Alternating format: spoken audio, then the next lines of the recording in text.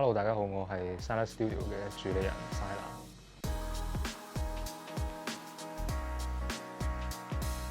一開頭認識呢樣嘢，其實要講到可能7、8年前，中6、中5嘅時候，咁嗰陣時喺Instagram 上面或者見到原來外國係有啲人可以將鞋用其他物料去重新做過一對鞋，咁嗰時覺得好特別、好新奇啦咁嗰時。咁但係嗰陣時其實都唔係話特別有興趣嘅對呢樣嘢。咁而真正開始係去接觸點樣整一對鞋出嚟，其實就係大概3年前啦。咁啊18年到係啦。咁嗰陣時係正值啱啱畢業啦，自己又冇話特別有啲咩工想返。咁其實反而我自己係會想試下趁自己即係啱啱畢業啊，仲後生咁，可以試下做啲自己想做嘅嘢。咁所以嗰陣時就有個念頭，就覺得自己可能可以試下做咁樣嘅波鞋，即係一對 handmade 嘅波鞋。原本我係諗住報名去學點樣整鞋嘅，咁但係香港揾唔到呢啲 course 嗰陣時，咁如果你真係要俾錢去學一個 course，可能你真係要飛去美國去 take 一個即係都幾出名嘅叫 Shoe Surgeon 咁佢嘅 course。咁但係即係嗰陣時又唔係有咁多，即係冇咁多錢啦，即係好難你話突然間買機票飛過去美國嗰邊，咁然後報個 course，咁個 course 都唔平，咁所以嗰陣時都好快冇咗呢個念頭啊。其實嗰陣時我諗住可能可以自己試下研究點樣整啦，即係我會覺得其實個過程可能都好有趣咧。咁所以我就喺嗰一刻開始就去揾咗啲工具啊，買一部衣車啊，然後買一對鞋翻嚟拆嘅。係啦，咁就即係喺拆嘅過程就去睇下研究下對鞋個結構係點樣啦，咁然後慢慢一步一步咁樣去學咯，咁就其實到而家都仲學緊嘅，不過就即係喺過程中遇到啲咩問題就自己揾方法解決咁樣咯，即係我覺得自己學都有自己學嘅好處，雖然佢嗰個時間會耐啲。如果你睇我 IG 咧，可能你會見到我第一對係黑白嘅 MX1 啦，蛇皮嘅，但係嗰對其實唔係我正式第一對做出嚟嘅，咁我第一對做出嚟其實都係 MX1，但係我用原色直油格去做嘅。咁嗰陣時嗰對我唔覺得係一對成品咯，即係我就覺得佢比較偏向係一個實驗品咯。我覺得其實點解會做一對出嚟咧？咁其實我係想俾自己知道我有冇呢個能力可以做一對鞋出嚟。咁同時都想即係 prove 俾身邊啲人睇，其實我唔係講下話要整波鞋，其實我係真係整到嘅喎咁樣。如果你問我平時點樣揀做啲咩鞋咧？其實都冇話特定有啲咩，其實純粹我自己中意做啲咩，咁我就會做啲咩款咯。咁而 Air Jordan 1都係其中一個我自己幾中意嘅鞋款嚟嘅，所以你見到我作品之中出現得比較多嘅都會係 Air Jordan 1呢類鞋款咯。創作靈感其實都冇話特別有啲咩靈感，即係我覺得係來自自己身邊發生嘅事啦，同埋自己中意嘅嘢咯。我覺得會係呢兩樣咯，係啊。咁例如口罩嗰對就係因為嗰段時間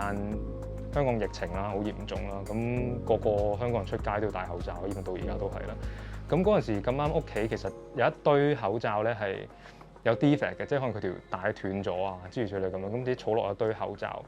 咁抌又好似有啲可惜嘅，因為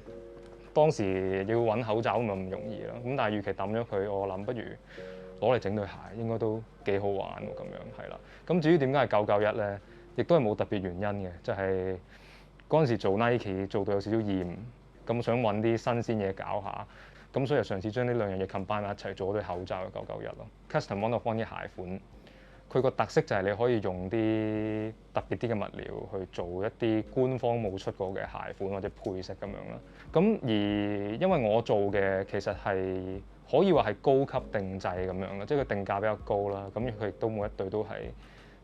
人手做啊，由零開始做起嘅，咁變咗其實如果個客想要一對可能某種物料嘅某種配飾嘅，咁我會可以有嗰個自由度，可以去揀啲比較高級啲嘅物料，例如馬臀皮啊、蛇皮、鱷魚皮之類呢啲。咁就喺物料上，所以我會覺得係同官方量產嘅鞋款之中最大嘅分別就係嗰個物料咯。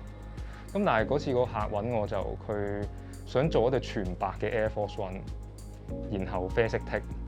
咁我就覺得都幾得意咯，因為啡剔嘅 Air Force One 我相信唔難揾咯，咁但係佢就肯俾可能萬幾蚊揾我做一對，咁我覺得人人個 preference 唔同啦，但係我自己就覺得都幾得意咯呢個。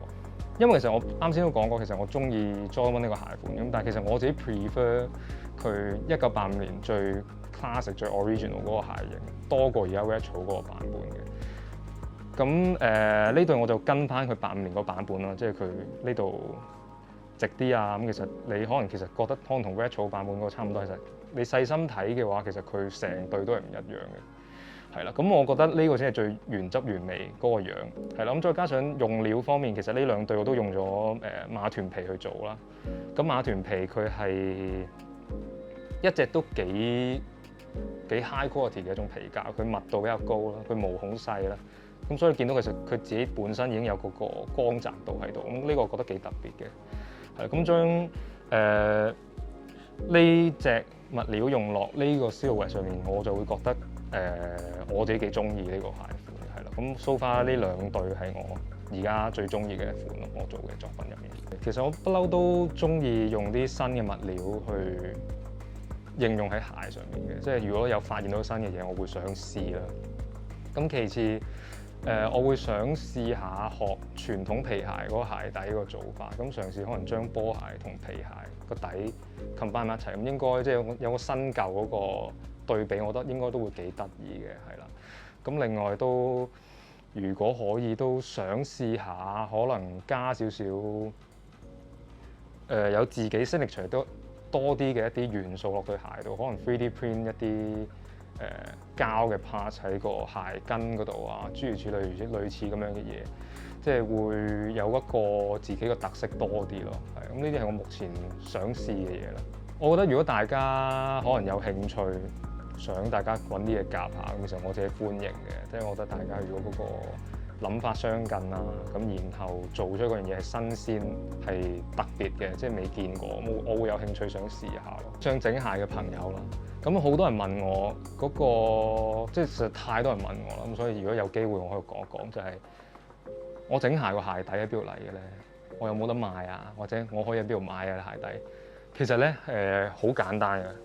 你就係買一對現成嘅翻嚟拆個底出嚟用，就係咁。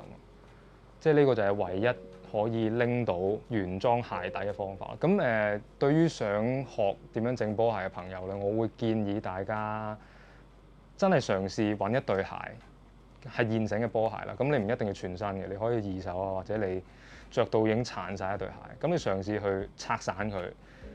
咁你喺拆嘅過程咧，即係你盡量拆到有幾散得幾散，即係你所有見到拆得嘅嘢，你都拆晒佢。嗰個目的係咩咧？其實你係嘗試去了解一對波鞋，其實佢個構造係點樣，即係可能鞋面、鞋底，咁然後鞋面佢個結構係點樣咧？即係可能佢入面有個 lining 啊。